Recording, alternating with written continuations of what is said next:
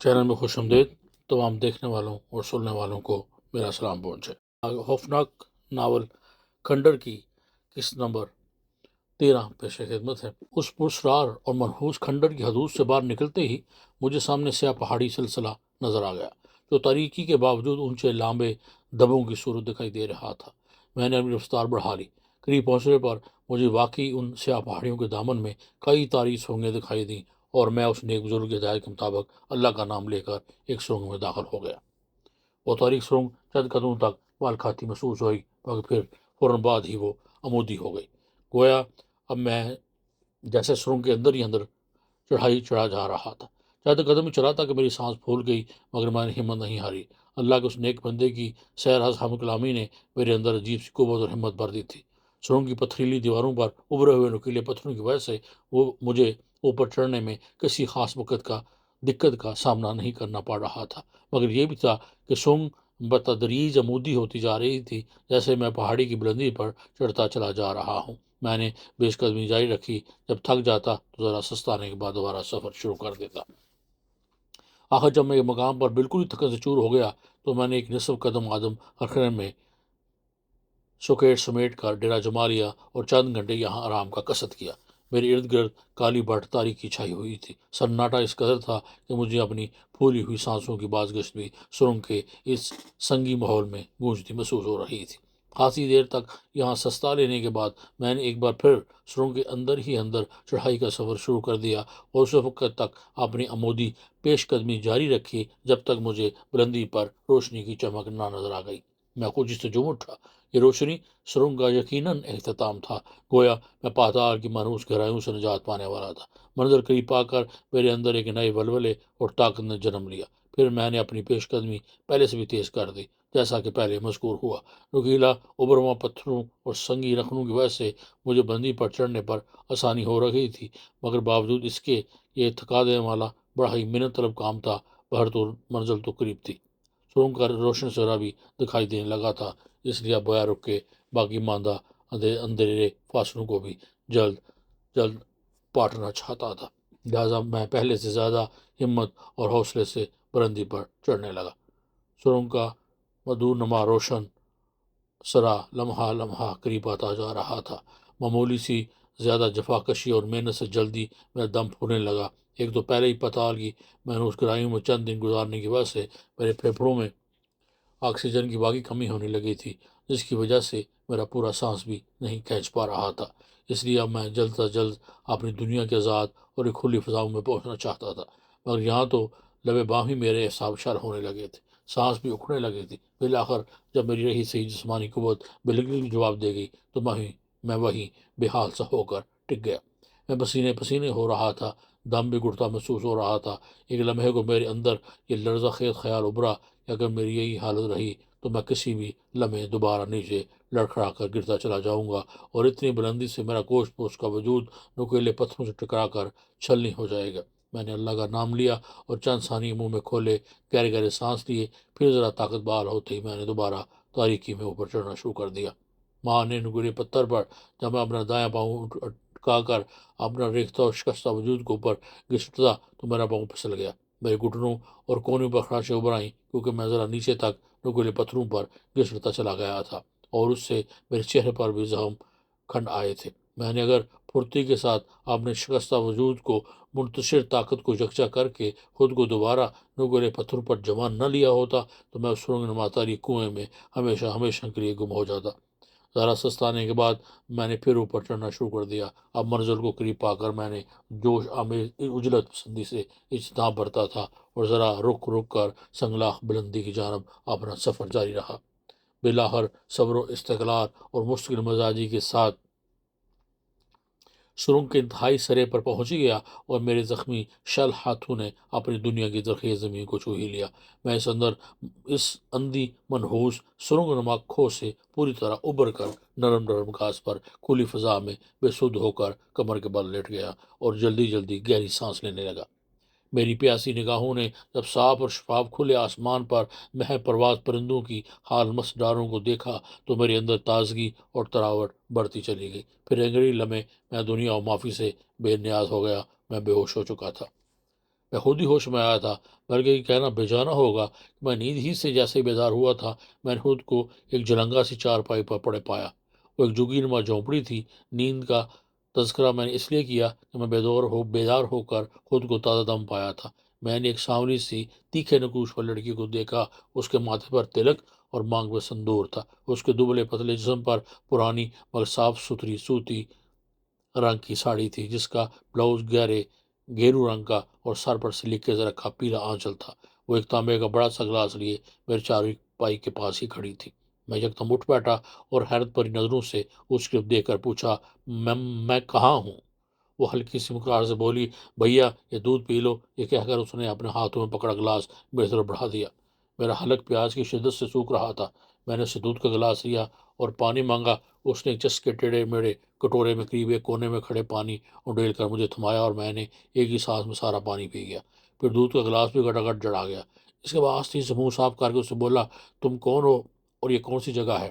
وہ مسکرا کر بولی، بھیا چنتا نہ کرو، تم یہاں بالکل محفوظ ہو۔ یہ سرحد پوروائی گاؤں ہے۔ میرے پتی اور میں ادھر ہی چائے کی پتیاں چن رہے تھے، تمہیں ہم نے وہاں ایک سونی کھو کے قریب بے ہوش پایا تو یہاں اٹھا لائے۔ تمہارا پتی کہاں ہے؟ اس کا نام کیا ہے؟ میں نے پوچھا۔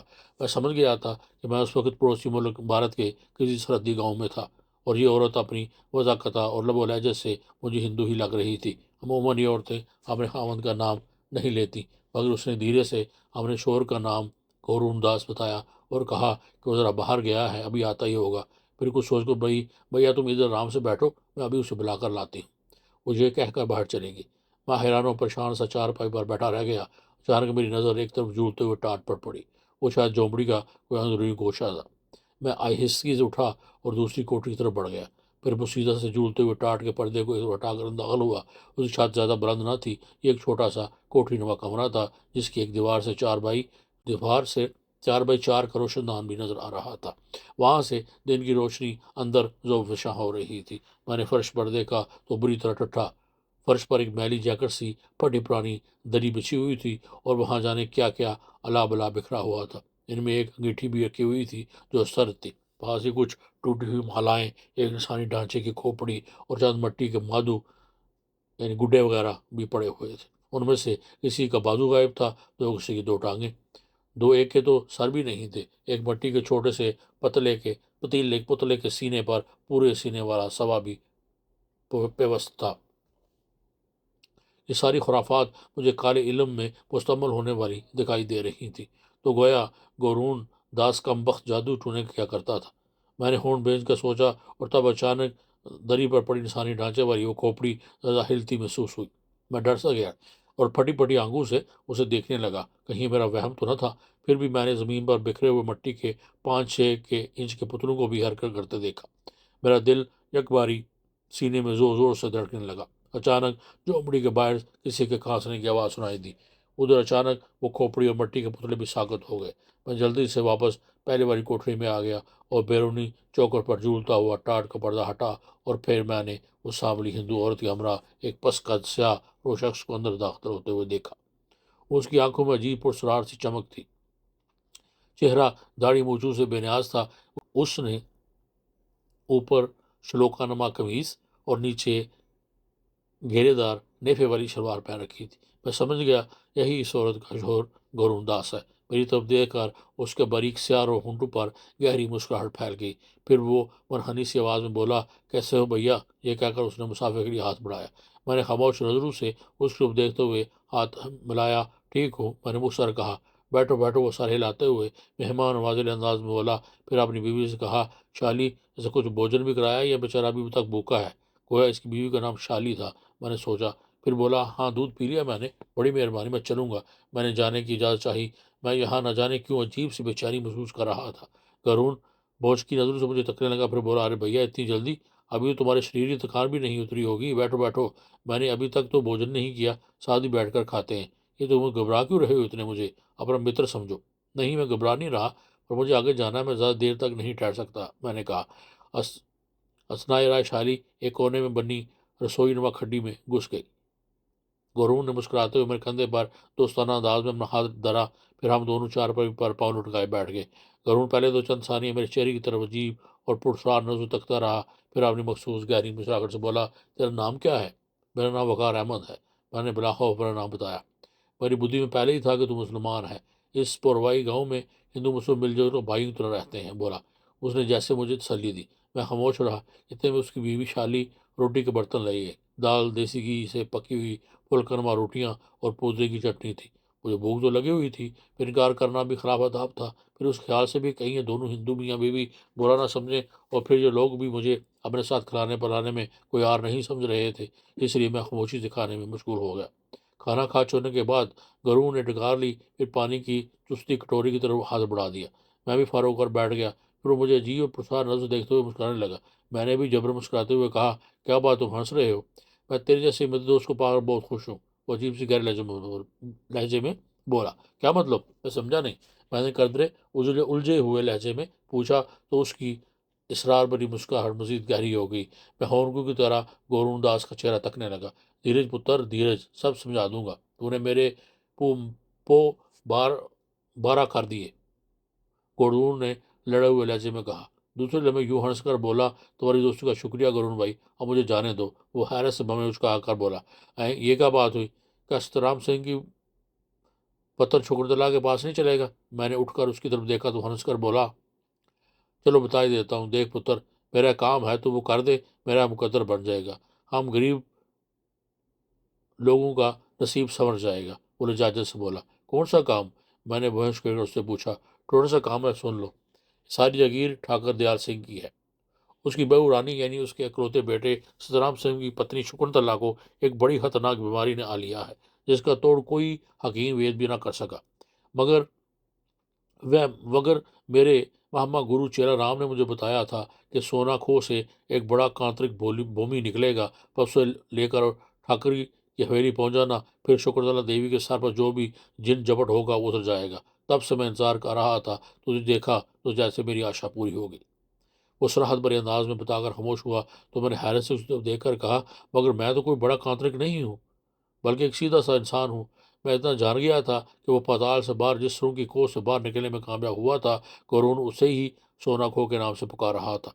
परंतु मेरी बात पर करुणदास पुरउम्मीद लहजे में मुझसे बोला, अरे भैयो, तुम क्या जानो अपनी शक्ति, ये शक्ति वाले ही जाने। बस आ इस समय मेरे साथ चल, तेरे कारण किसी का भला हो जाए तो क्या बुरा है, चल उठ। वो बसीद इसरार बोला। मैं भी इंसानी भलाई की हालत उठ खड़ा हुआ। मैंने कोई नक्यों से करुण की बीवी की तरफ देखा। वो चौंक पड़ी। उसके सलोने चेहरे पर अजीब सी परेशानी के सार हवेदा थे, जैसे मैं कोई मानी पहनाने से कसर रहा। फिर आए उस वक्त जब मैं और गोडून ठाकर दयाल सिंह की हवेली की तरफ जाने लगे तो अचानक उसकी बीवी शाली ने अपने शोर गुना से कहा, अरे सुनते हो, जरा मुझे जाने से पहले राजीव भैया की मड़ी से जरा नरसंगा नरसंग्रहालय ला दो कि इस देवी के मंदिर जाकर बचाऊंगी। अरे छोड़ो, वापसी में ला दूंगा। नहीं, अभी ला दो, क्या पता कब लौटो। पास ही तो है घर राजू भैया का।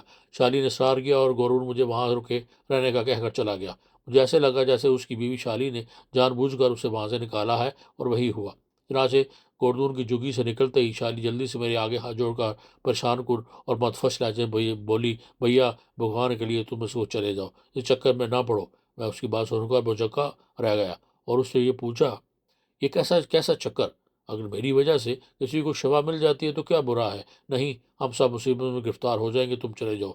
वो मिन्नत समाज करने लगी। उस अपने शोर गुरून के लौट जाने आने का भी लड़का लगा हुआ था। वो शायद किसी खौफ के बायस उसके सामने तो बात मुझसे नहीं कर सकती थी, तहाँ मेरे दिल को कुछ खुद बुद लग गई, मगर मैंने उसकी परवाह न की। उस दौरान गुरून बुड़बुड़ाता हुआ जुग में दाखिल हुआ और बीवी की तरफ घूर कर बोला, हाँ हुआ, मुझे चक्कर लगाया, राजू था ही नहीं घर पर। चले भैयो, चलो, हम आगे ही देर हो रही है। वो आखिर मुझसे बोला। हम दोनों शाली को हैरान परेशान खड़ा छोड़कर जुगी से निकल गए। यार गुरद्वान, एक बात तो बता। मैंने उसका चाय के खेतों के दरमियान चलते हुए कहा। हाँ भैया, पूछो, बोला। ये ठाकुर दयाल सिंह की बहू रानी शुक्रदौला कब से बीमार है? बहुत दोनों हुए हैं, पर आज तक कोई इलाज ना कर सका। यही तो मैं सोच रहा हूँ। बोला, मैं कैसे उसका इलाज कर सकता हूँ? तू कर लेगा। उसको जिनका साया है, और मेरे महागुरु ग्रंथ के चेला राम मुझे यकीन दिलाया था कि सोना खो से बरामद होने वाला कांतरक ही इसका जिन्न उतार सकता है। क्या जरूरी है कि सोना खो से बरामद होने वाला कांतरक मैं ही हूँ? हाँ, और कोई आज तक नहीं निकला। वो पुरुष की लहजे में बोला। देखो भैया, मेरे पुत्र, मेरा काम कर दे, मेरी हवेली वालों के आगे जय जयकार हो जाएगी। پر تو نہیں یہی کہنا کہ تو خود بھی ایک جن ہے جسے میں نے سونا گو میں جا کر تلاش کیا ہے، اور اب تجھ پر کالا علم کار کے بحرانی کا علاج کرنے لایا ہوں۔ میں نے مسکرا کر حامی بھر لی۔ وہ مجھے پاگل نظر آ رہا تھا، میرے ذریعے حویلی والوں سے سستی شوز لینا چاہتا تھا، مگر بات بھی اتنی ہی تھی۔ اس کے لہجے میں گہری چال اور سادگیاں کوئی پرچا کرنا نہیں آ رہا تھا۔ اس کی وجہ شاید شاعری کے منظرے لہجے تھے جو اب بھی میرے دل و دماغ میں گونج رہے تھے، اور میں متذبذب ہو کر سوچنے لگا کہ آخر اس نے مجھے چلے جانے کا کیوں کہا، اور وہ کس مصیبت کا شکار ہونے کا کہہ رہی تھی۔ غرض میرا دل و دماغ گوں مگوں اور عجیب و غریب خیالات کی آماج گاہ بن گیا۔ یہاں کی زمین خاصی زرخیر نظر آ رہی ہے، چاروں طرف سبزہ ہی سبزہ تھا۔ کچے پکے پختہ اور نیم پختہ گھروں میں عالیشان مکان بھی تھے، اور دور دور کھیتوں سے غریبوں کی جھونپڑیوں، جھگیوں اور مڑیوں پر مشتمل بستی بھی تھی۔ لوگ محنتی نظر آ رہے تھے اور اپنے کاموں میں جٹے ہوئے تھے۔ دور مغربی افق ڈوبتے سورج کی نارنجی روشنی سے گو ہو رہے تھے، اور آشیانوں کی طرف لوٹتے حال مست بچوں کی ڈاریں بھی ترتیب موار محو پرواز تھی۔ لگ بھگ کوئی کلومیٹر پیدل چلنے کے بعد سامنے شام کے اترے سائے اندھیرے خاکوں میں جیسے ایک نسبتاً بلند قطع زمین پر بڑی قدیم طرز کی حامل عمارت نظر آئی۔ دوری سے حویلی کی عمارت دلوں میں عجیب سا رعب طاری کیے ہوئے تھی۔ غرور نے بتایا کہ یہ ٹھاکر دیال سنگھ کی حویلی ہے، اور وہاں اس کی جنم بھومی بھی ہے۔ ایک پگڈنڈی نما بال کھاتے کچا راستہ بتدریج بلند ہوتا ہوا حویلی کی طرف چلا جا رہا تھا۔ جانے کیوں میں اب ایک عجیب سی بے قلی محسوس کرنے لگا۔ جانے یہ کمبخت قرون داس مجھے کس چکر میں پھنسانا چاہتا ہے۔ ایک بار تو میرے دل میں آئی اس پر لعنت بھیج کر بھاگ جاؤں، مگر پھر قرون داس کا احسان یاد کر کے اپنا ارادہ بدل لیتا تھا۔ ویسے بھی میں نے سوچا ہو سکتا ہے قرون سے مجھے کسی قسم کی مدد ہی مل جائے کہ یہ سارا علاقہ اس کا دیکھا بھالا ہے، یقیناً ہمالیائی ریاستوں سے واقف ہے۔ بہرطور میں نے اللہ کا نام لیا اور تن پہ تقدیر ہو گیا۔ قرون داس جیسے ہی حویلی رام یمن کے مرکزی دروازے تک قریب پہنچا، چوبدار نے اسے دیکھ کر اندر جانے کی اجازت دے دی، اور ہمیں ایک بلند چھت والے کمرے میں پہنچا دیا گیا۔ یہاں مرگش پائیوں والی کرسیاں اور صوفے رکھے ہوئے تھے۔ حال کمرے کی تزئین اور رائش دیکھ کر میں دنگ رہ گیا۔ یہاں قدیم و جدید اشیاء تزئین کا حسین امتزاج تھا۔ چھت کے وسط میں بڑا سا فانوس جھول رہا تھا، اور دیواروں پر تلواریں اور سنانیں چپساں تھیں۔ مختلف درندوں کے حنوط شدہ سر اور خانوادے کے پرکھوں کی رونق امیز شبیوں والی تصویروں کے فریم بڑے کرینے کے ساتھ دیواروں پر آویز آتے۔ ہم دونوں ایک صوفے پر بیٹھ گئے۔ ذرا دیر بعد ٹھاکر دیال سنگھ کی کو ہماری آمد کی اطلاع دے دی گئی، کیونکہ ہمارے وہاں فروکش ہونے کے تھوڑی دیر بعد وہ اپنے بھاری بھرکم جسے اور شاہانہ لباس کے ساتھ نمودار ہوا۔ انہوں نے خالصاً ٹھاکروں والا بیش قیمتی لباس زیب تن کر رکھا تھا۔ اس کے ہمراہ خاندان کے دیگر افراد بھی تھے۔ مجھے گورون کی حیثیت و اہمیت کا اندازہ ہونے لگا۔ ٹھاکر دیال سنگھ کے ساتھ ان کی ٹھاکرانی بیوی اور بیٹا شرام سنگھ بھی تھا، جس کی عمر 22-23 سال کے لگ بھگ تھی۔ ان تینوں کے چہروں پر پریشانی، تفکر اور سوگواری کا گجلنگ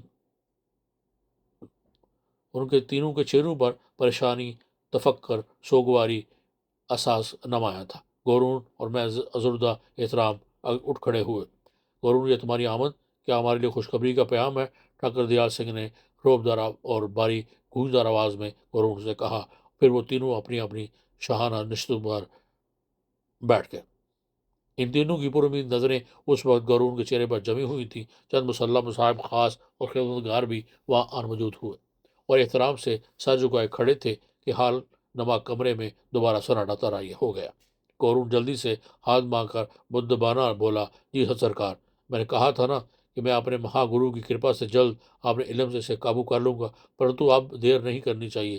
اس بات پر ٹھاکر دیال سنگھ سمیت اس کی ٹھاکران پتنی اور بیٹا میری طرف عجیب نظر سے گورنے لگے۔ پھر ٹھاکر دیال سنگھ جلدی اٹھ کھڑا ہوا۔ چلو پھر۔ ہم سب اٹھ کھڑے ہوئے اور عید کے پیچھے چل دیے۔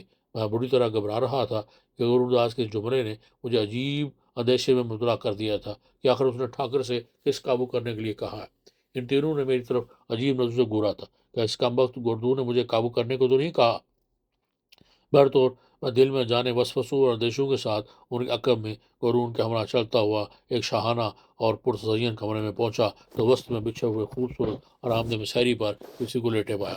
یا کوئی عورت تھی. میں سمجھ گیا کہ یہ بقول قرون کے یہ جوان عورت ٹھاکر دیال سنگھ کی بہو یعنی ان کے بیٹے شرام سنگھ کی بیوی شکنتلا ہے. ہم سب مسحری کے ذرا قریب پہنچے تو میں نے بغور مسحری پر بے سدھ لیٹی ہوئی شکنتلا کے چہرے کی طرف دیکھا تو اس کی آنکھیں بند تھیں مگر وہ نیم بے ہوشی کے عالم میں اپنے حلق سے عجیب و غریب کرا میں آوازیں نکال رہی تھی.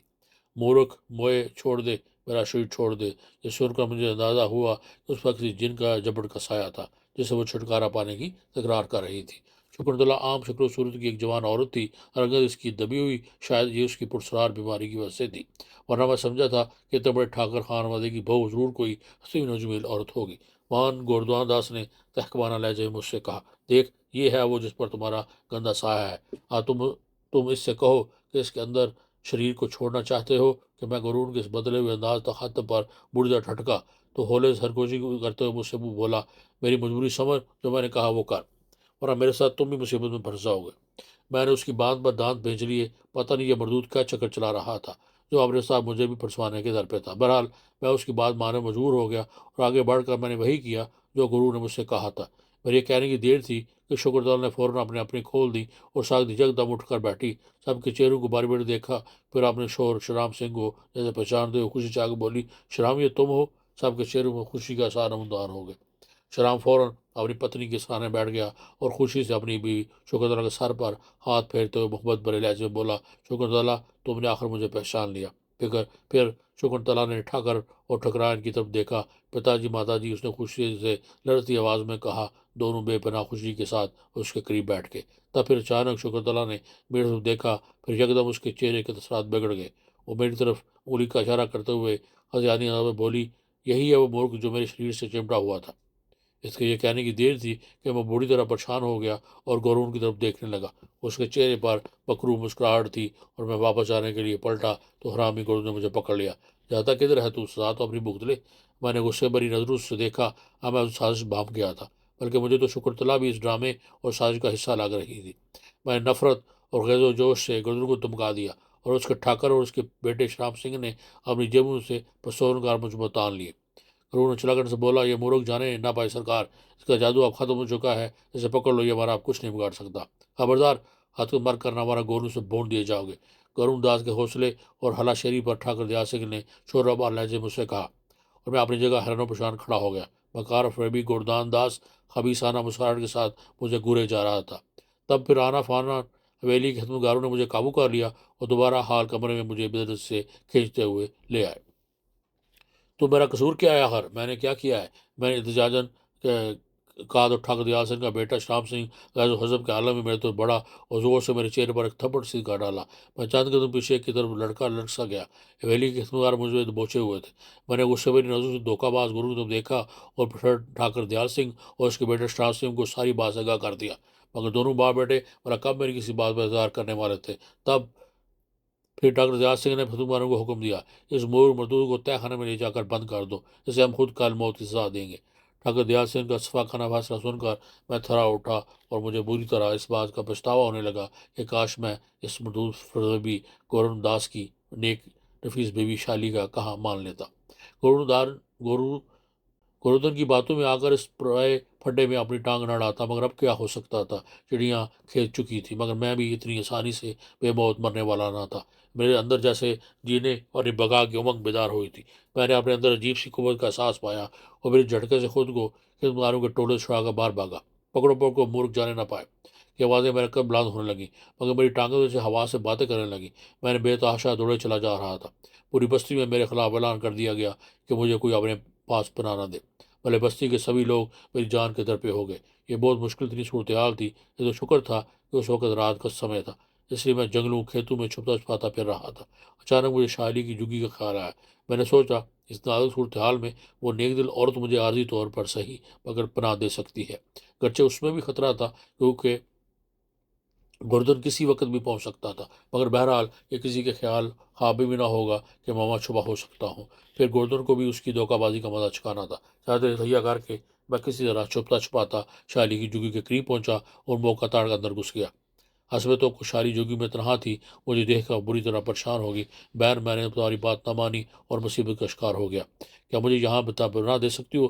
میں نے التجا کرتے اس سے کہا۔ وہ مزید پریشان ہو گئی۔ تب اس نے میرے مزید انکشافات کیے اور بتایا کہ در حقیقت سارا ڈھونگ تھا جو اس کے شور گردون نے چھایا تھا۔ اس ڈرامے میں ٹھاکر دیال چند کی بہو شکرت اللہ اہم ادا کیا تھا۔